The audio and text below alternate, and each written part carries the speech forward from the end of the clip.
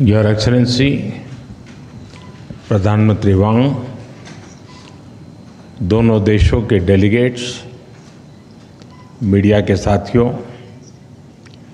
नमस्कार। पदभार संभालने के बाद प्रधानमंत्री वांग की पहली भारत यात्रा पर मैं उनका हार्दिक स्वागत करता हूं। यह यात्रा और भी विशेष है क्योंकि इस वर्ष हम अपने संबंधों की 60वीं वर्षगांठ मना रहे हैं। फ्रेंड्स, पिछले साल मेरी सिंगापुर यात्रा के दौरान हमने अपने संबंधों को कॉम्प्रिहेंसिव स्ट्रेटेजिक पार्टनरशिप का दर्जा दिया था।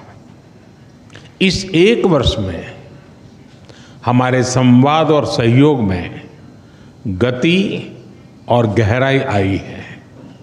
आज साउथ ईस्ट एशिया क्षेत्र में सिंगापुर हमारा सबसे बड़ा ट्रेड पार्टनर है। सिंगापुर से भारत में बड़े स्तर पर निवेश हुआ है। हमारे रक्षा संबंध निरंतर मजबूत हो रहे हैं।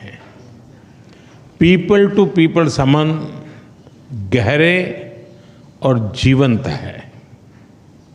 आज हमने अपनी पार्टनरशिप के भविष्य के लिए एक डिटेल्ड रोड मैप तैयार किया है। हमारा सहयोग केवल पारंपरिक क्षेत्रों तक सीमित नहीं रहेगा। बदलते समय के अनुरूप advance manufacturing, green shipping, skilling, civil nuclear और अर्बन वाटर मैनेजमेंट जैसे क्षेत्र भी हमारे सहयोग के केंद्र बिंदु बनेंगे। हमने निर्णय लिया है कि आपसी व्यापार को गति देने के लिए द्विपक्षीय कॉम्प्रिहेंसिव इकोनॉमिक कोऑपरेशन एग्रीमेंट और आसियान के हमारे फ्री ट्रेड एग्रीमेंट का समयबद्ध तरीके से रिव्यू किया जाएगा।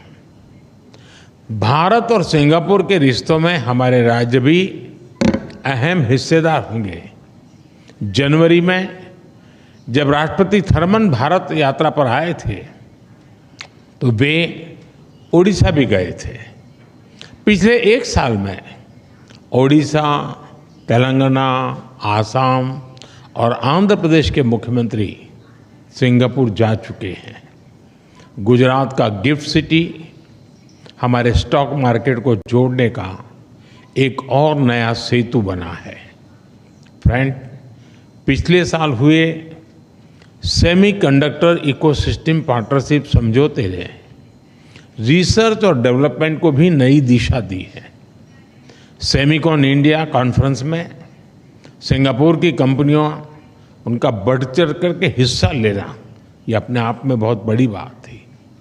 चेन्नई में सिंगापुर का एक national centre of excellence for skilling स्थापित करने में सहयोग देगा। यह सेंटर एडवांस मैन्युफैक्चरिंग के क्षेत्र में स्किल्ड मैन पावर तैयार करेगा। फ्रेंड्स, टेक्नोलॉजी और इनोवेशन हमारी साझेदारी के मजबूत स्तंभ है। हमने तय किया है कि एआई, क्वांटम और अन्य डिजिटल टेक्नोलॉजीज में सहयोग को बढ़ाया जाएगा। आज स्पेस सेक्टर में हुए समझौते से अंतरिक्ष विज्ञान क्षेत्र सहयोग में एक नया अध्याय जुड़ रहा है। हमने निर्णय लिया है कि हमारे युवाओं को उनके टैलेंट को जोड़ने के लिए इस साल के अंत में इंडिया सिंगापुर हैकाथॉन का अगला राउंड किया जाएगा।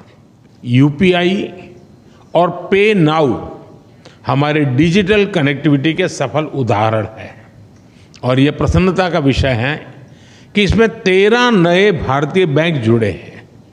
आज green and digital shipping corridors के लिए हुए समझौते से मैरीटाइम सेक्टर में ग्रीन फ्यूल सप्लाई चेन और डिजिटल पोर्ट क्लियरेंस को बल मिलेगा। भारत अपने पोर्ट इंफ्रास्ट्रक्चर के विकास में तेजी से काम कर रहा है। इसमें सिंगापुर का अनुभव अत्यंत उपयोगी है।